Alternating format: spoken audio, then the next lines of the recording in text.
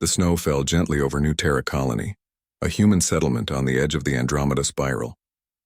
Christmas lights twinkled through frosted windows, casting warm glows across the cobblestone streets that reminded the colonists of Earth, a planet most had never seen, but all called home in their hearts. Jixon sat alone in the corner booth of the Starlight Cafe, nervously adjusting his flannel shirt collar.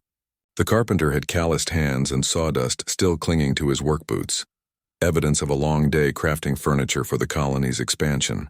He checked his communicator again. 7:47 p.m. She was 17 minutes late.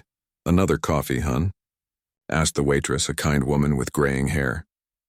"Yeah, thanks, Maria," Jixon replied with a forced smile. "I'm sure she'll be here soon," but doubt gnawed at him.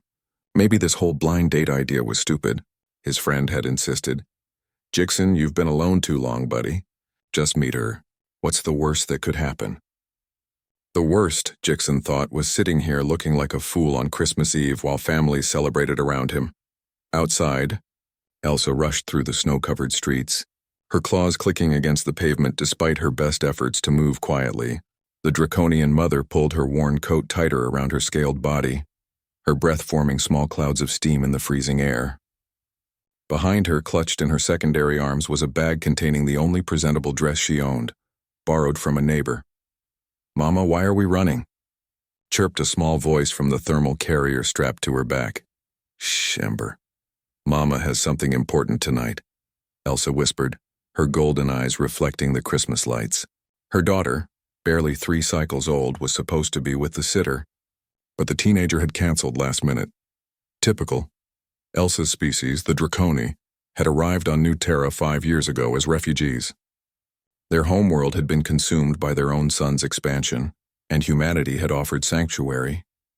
Most humans were kind, but some still whispered when she passed. Dragon, they called her kind after Earth's ancient myths.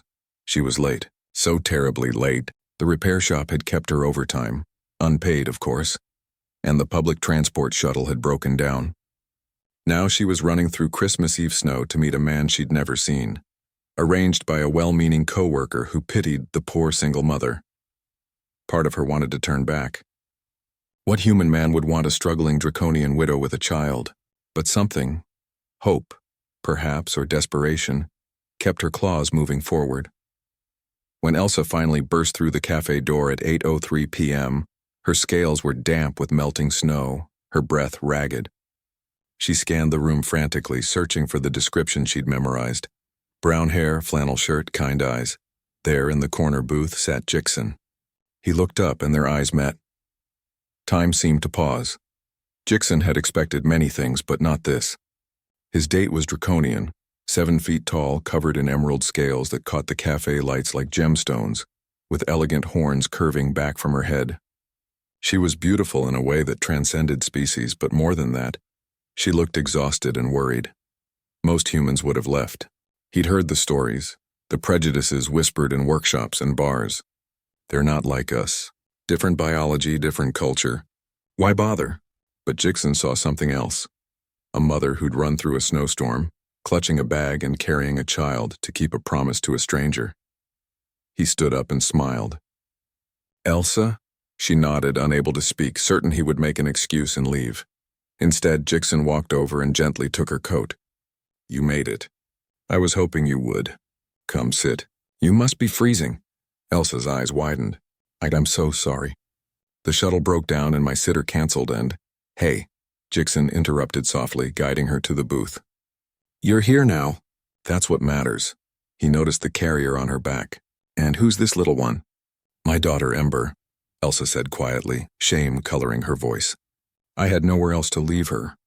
I understand if you want to go—" "Are you kidding?" Jixon's face lit up. "On Christmas Eve? The more the merrier." He called out, "Maria, can we get some hot cocoa here? And maybe some warm milk for the little one?"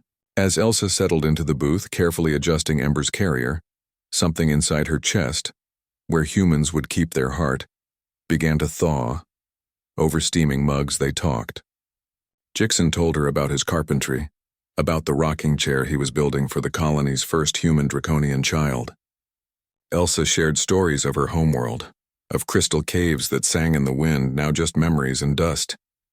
Why did you stay?